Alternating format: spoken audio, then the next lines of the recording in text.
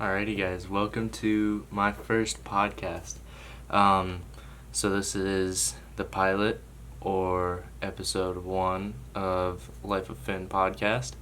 So, really happy. I've been wanting to start a podcast for a long time and recorded this a few times. But yeah, so it ended up on YouTube either way, so now it's just gonna end up on YouTube straight away.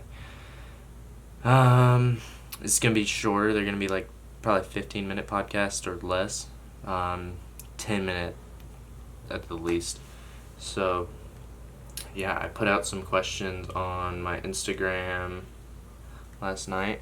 It's really bright, so I'm sorry about that. But we got some good answers or questions, and I will give you some answers. So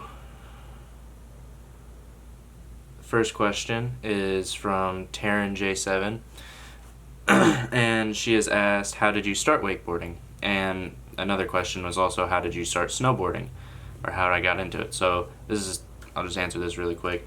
I got into them both when I was 5, and my mom used to water ski.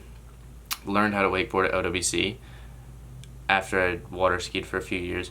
Learned how to wakeboard at OWC. John Bemis taught me. And thanks to John, I'm the wakeboarder and snowboarder that I am today. I wouldn't be here without him. So thank you, John, for everything you do, and also for my mom for being just absolutely amazing. I wouldn't be able to have the life that I have without her then. So yeah, and then Jeff Langley, who I'm sure you know if you guys follow wakeboarding, he worked there a little bit too, and I rode with him every once in a while. But John, I'd go there. My mom and I pretty much lived there over the summer. Whenever I was like 5 till 6 or 7, we'd just go there a lot and be at Disney and stuff. And so yeah, he taught me how to wakeboard, taught me all the fundamentals. He'd make me like go around the slalom buoys doing wake jumps and stuff to practice my edging and all 4 wake jumps, like back and forth, like just all the time. So that's how I got good at that, or better at that.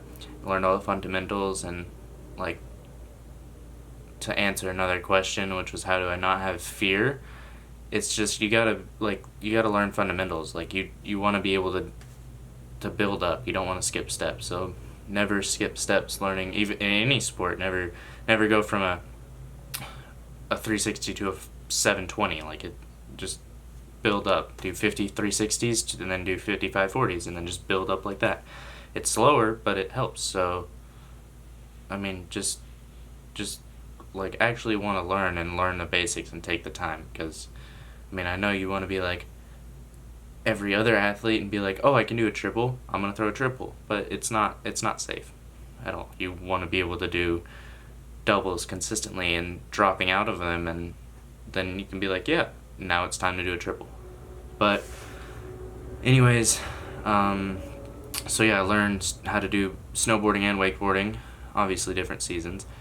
When I was 5, I learned snowboarding the first time in North Carolina at Sugar Mountain. And then when I was 6 or 7, we went out to Colorado, and my mom fell in love with it. We got a place out there. Really happy we did, because just made me become a better rider. Just having access to Woodward and trampoline facility, foam pits, and the amazing park that they have there, and everything in Colorado is just, pretty perfect now. So really happy we did that. Wakeboarding, now currently live in Florida. After I rode with Adam Fields for a long time, probably 5 to 6 years of my life, and I'd go there every day and ride with him. And now recently, this is my 2nd summer living in Orlando. We have a boat here. Just been loving it.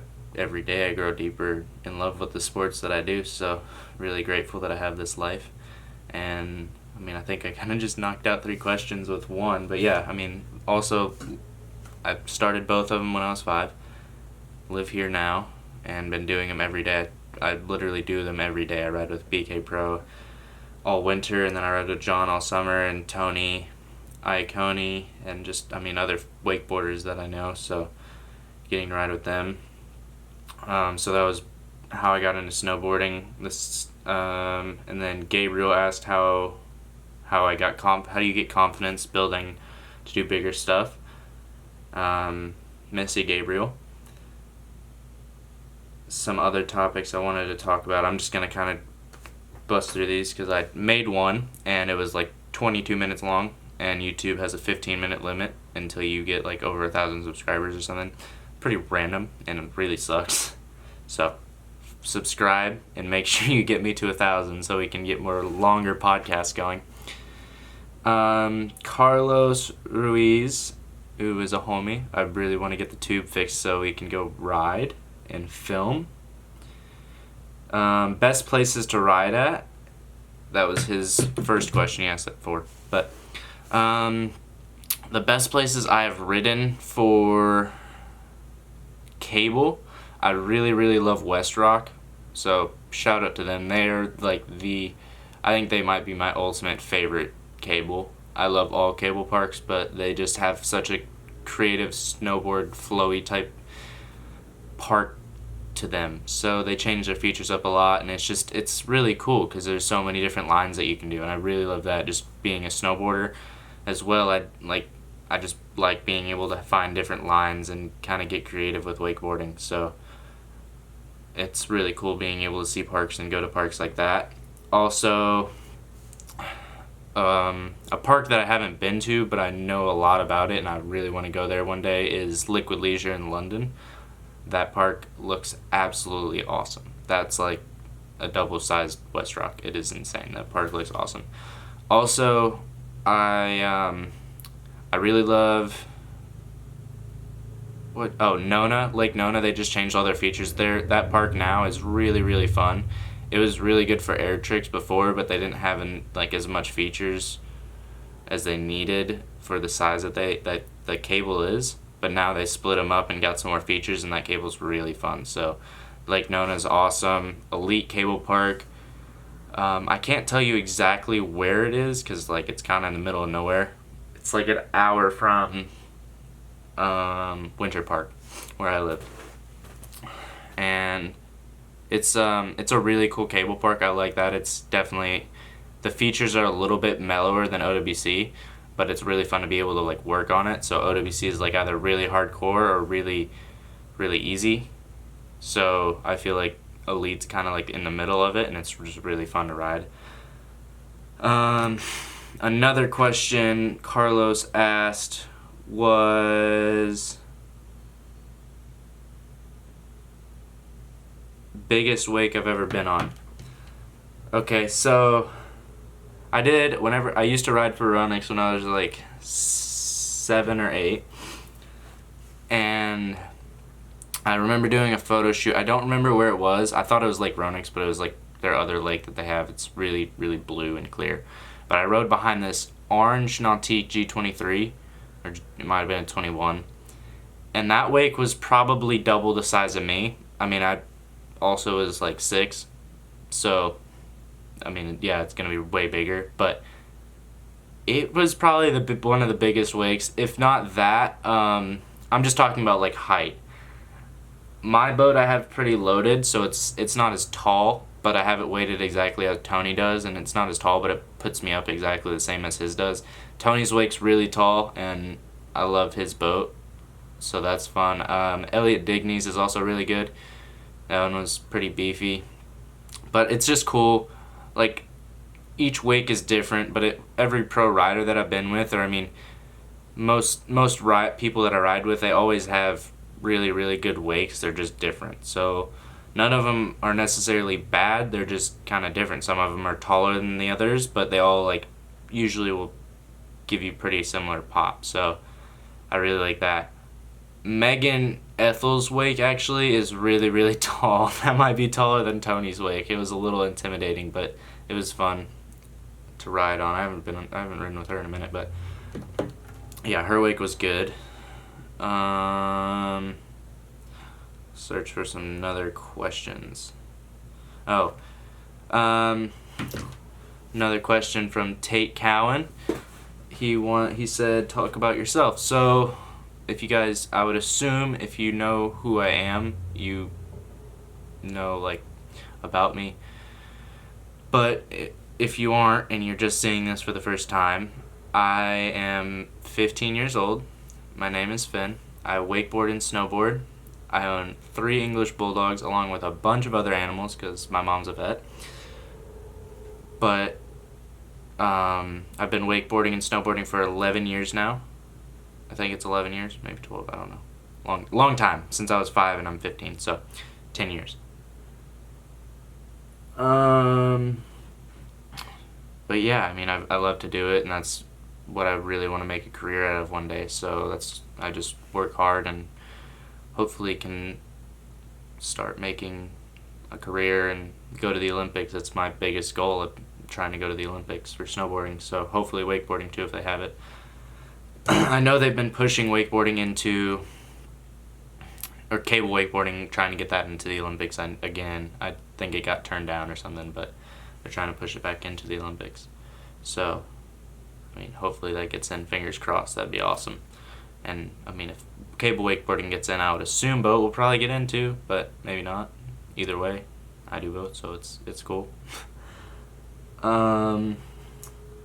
What riders do I look up to? So, I look up to every different rider that it has a higher skill level than me, just because it's cool to see what different styles there are. But I think my favorite wakeboarder to watch is Tony Iacone. He's like, even not on the water, he's just such an amazing guy. Corey Tunison, he's an absolute animal. Gunther Oka kills it on the cable and boat. He just has unlimited amounts of style. Snowboarding, I really like Red. Sean has always been I know a lot of people hate on Sean, but he has such a cool style in the pipe. Just, if you ever watch his old Olympic videos, how he did his doubles were absolutely insane. Rene Renekongas is an awesome person to watch for snowboarding as well. I really like, I don't, snowboarding it's a bit different. Miles, Fallon, I don't know how to say his last name. Miles, if you watch snowboarding, I'm assuming you know who he is. He's a really, really creative snowboarder. Also, Dylan Okarowski is really sick to watch. And I think that's about it. But yeah, I mean, those are kind of my all-around favorite people to kind of stay in the loop with. But like I said, I like watching every rider and kind of seeing what styles they have. Tyler Hyam as well, actually, on boat. He's insane. He doesn't ride cable much, but whenever I've ridden cable with him, he's an animal on just everything. So Tyler's really good. And yeah, so also, sorry if my audio quality was a little weird. I am filming, I don't have a mic yet. I'm just using my headphones. I'm filming on my camera and my computer. And so hopefully it wasn't too bad, and hopefully it looks alright editing. But if you have made it to this far, props. Thank you for watching. Don't forget to subscribe. Got that, and like and comment. Follow my Instagram. Putting that right here. Also, Lola Cowan and I are starting a company, apparel company called Flipside Clothing. So make sure to check that out. I'm gonna put the Instagram right here. And yeah, go check out their products that we have. So more stuff coming soon, and we're gonna have the website coming soon too. So definitely check it out. Episode 2. If you guys enjoyed this enough, check it out. I will let me know in the comments if you want an episode 2, or on my Instagram if I post something. And hopefully we have that with some guests, so it's not just me rambling on. And also, don't forget to get me to 1K subscribers if you can, to get the videos longer so I can talk about more with more time. Because my last video was really good, and I have to cut it, and it was all the important stuff that would get cut out. So yeah, so go check out the Instagram right here, and peace.